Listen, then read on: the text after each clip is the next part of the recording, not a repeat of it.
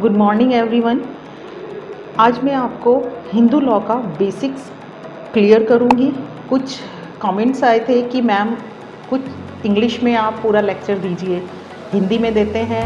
कुछ कमेंट्स आते हैं मैम हिंदी में दीजिए, तो मैं कोशिश करती हूँ कि मिक्स लेक्चर आपको दूँ। लेकिन आज जो मेरा लेक्चर है प्योरली इंग्लिश में है, तो इंग्लिश वालों की ये समस्या का समाधान किया है। आप इसे गौर से सुनिएगा, लाइक भी कीजिएगा, वीडियो को सब्सक्राइब भी कीजिएगा। तो आज हम शुरू करते हैं introduction of Hindu law. Hindu law is considered to be the most ancient law in the world. It has been around every phase. It is about 60,000 years old approximately. Hindu law has been established by the people not for the purpose of removing any crime from society, but it was established so that the people will follow it in order to attain salvation. Originally, Hindu law was established so that the need of the pupil gets fulfilled, the concept of intended for the welfare of the pupil. ठीक है, अब ये मैंने basic इसका थोड़ा सा introduction दिया है। अब मैं आपको ओरिजिन ऑफ हिंदू लॉ बताऊंगी कि उसकी उत्पत्ति कहाँ से हुई है। In Dharmashastra there is no word such as Hindu, it is a foreign origin.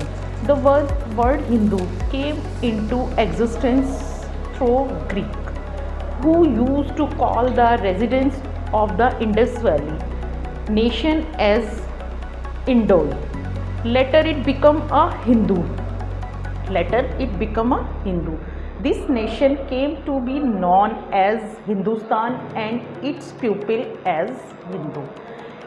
In history, the word Hindu not only indicates a religion, but it also indicates a nation basically.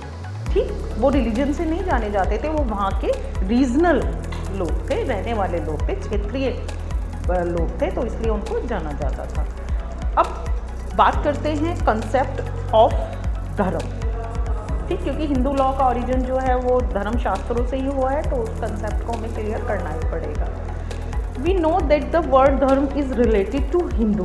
Late me explain to you the word dharma according to Hindu mythology means duty. Looking at the context and the religious reference, dharam has different meaning. Just like the Buddhists believe that the word dharam means only a universal law which is very much essential, and the Jains and Sikhs believe that it's only religious path for the victory of the truth. Next, sources of dharam या Hindu law, sources of Hindu law भी बोल सकते हैं। जो sources हैं इसके वो basically किससे हैं आपको बताएं तो वो हैं आपका धर्मशास्त्र, digest, commentaries, Manusmriti etcetera, Vedas, ये सारे इसके रिसोर्सेज हैं कि ये यहाँ से आई है। ठीक है, क्वेश्चन आता है हु आर हिंदूज। तो सबसे पहले first is a Hindu bye religion in any form.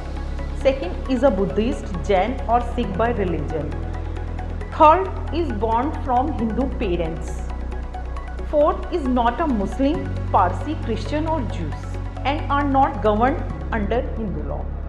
Next जो है वो ऐसा व्यक्ति जो कन्वर्ट होता है या रिकन्वर्ट होता है, वो भी हिंदू लॉ के अंदर आता है। हिंदू बाय रिलीजियस, ये क्या है? If a person follow the religion by practice it और by claiming it can be called as Hindu. Next, conversion और reconversion of Hinduism. Under the codified Hindu law any person converted to Hinduism, Buddhism, Jainism और Sikhism can be called a Hindu. इसमें आप एक case पढ़ेंगे, उस case को मैं बता रही हूँ, ये है, आप नोट डाउन कर लीजिए। पेरूमल वर्सेस पुन्नु स्वामी का केस है, जो आपका कन्वर्जन से रिलेटेड केस है और काफ़ी फेमस केस है। अब सोर्सेज की अगर बात करें तो इसके दो सोर्स में हम डिवाइड कर देते हैं, एंशियंट एंड मॉडर्न। अगर एंशियंट की बात करें, प्राइमरी या सेकेंडरी भी बोल सकते हैं, लेकिन एंशियंट और मॉडर्न ही ज़्यादा अप्रोप्रिएट वर्ड है। फर्स्ट है shruti, second smriti, third customs, fourth digest and commentaries. अब श्रुतिज क्या हैं, आप सबको पता है. The term Shruti means what has been heard. It contains the sacred words of the God. This source is considered to be the most important and essential source of all. Shrutis are the scared, pure utterance that has been the enshrined in the Vedas and the Upanishads. Smriti are considered as text which has been remembered and interpreted by the rishis throughout the generation. अब इसको भी दो part में इन्होंने इसका sub division किया है. First है इसका प्रोज, सेकंड पोइट्री. जिसको आप धर्म प्रोज की अगर बात करें तो प्रोज है आपका धर्म सूत्र, और अगर पोइट्री की बात करें तो वह है धर्मशास्त्र. Commentary and digest. Commentary and digest the third ancient sources of Hindu law. Commentaries and digest have expanded the scope of Hindu law. It play a very major role in developing the very concept of Hindu law. It helped in the interpretation of the Smritis. Single interpretation of the Smritis is called as a commentary, while different interpretation of the Smritis are known as digestive. Customs, everybody knows what is the custom. Customs के कुछ essentials हैं. Legal custom, conventional customs ये होना चाहिए, और certainty होनी चाहिए, ancient होना चाहिए, शुड बी एंशियंट. ये सारे के सारे इनके सोर्सेज बताए गए हैं. अब मॉडर्न सोर्सेज क्या आते हैं इसके? मॉडर्न सोर्सेज हैं जुडिशियल डिसीजन. जुडिशियल डिसीजन को थोड़ा सा मैं एक्सप्लेन करूँगी. Judicial decision are considered to be the most important of modern sources. Judicial decision is considered to be the authoritative and binding. The doctrine of precedent was established and it was applied in the case, resembling the same facts and the circumstances of the cases already decided. Next, justice, equity and good conscience. Justice, equity and good conscience is the basic rule of the law.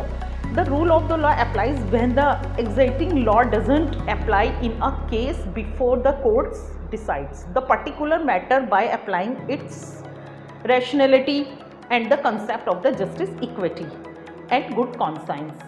Last, आपको अगर मैं बात करूँ इसकी modern sources की, तो last इसका modern source है legislation. The legislation is considered to be the most important sources of the Hindu law. It is considered as a base of the growth of Hindu law in the modern world. It has been stated that in order to meet a new conditions of society, it become to codify the law. अब schools की बात करें, schools भी इसके दो हैं. अगर हम मुस्लिम लॉ पढ़ते हैं उसके भी अपने स्कूल्स हैं, तो हिंदू लॉ के भी अपने दो स्कूल्स हैं. ये दो हैं, मिताक्षरा एंड दायभाग. ये बुक हैं एक्चुअली जिससे हम गवर्न होते हैं, Mitakshara and Dayabhaga. Mitakshara school, Mitakshara is one of the most important school of Hindu law. It is the running commentary of Smriti written by Yajavalkya. ठीक. सेकंड इसका आता है आपका Dayabhaga. Dayabhaga school prevalent in the Assam and West Bengal. This is also one of the most important school of Hindu law. It considered to be a digest for the leading Smritis. Its primary focus was to deal with partition, inheritance, successions and joint family. According to Kane, it was incorporated in between 1019 to 1130 AD. अब जो मैंने आपको ये basic बताए हैं कि Hindu law का origin क्या हुआ, हिंदू लॉ का कंसेप्ट क्या है, वो कितने पार्ट में डिवाइड है, इसके स्कूल कितने हैं, तो इसको मैंने बहुत शॉर्ट बताने का प्रयास किया है. आशा करती हूँ आपको लेक्चर पसंद आया होगा. तो प्लीज़ लाइक कीजिएगा, सब्सक्राइब कीजिएगा. Thank you.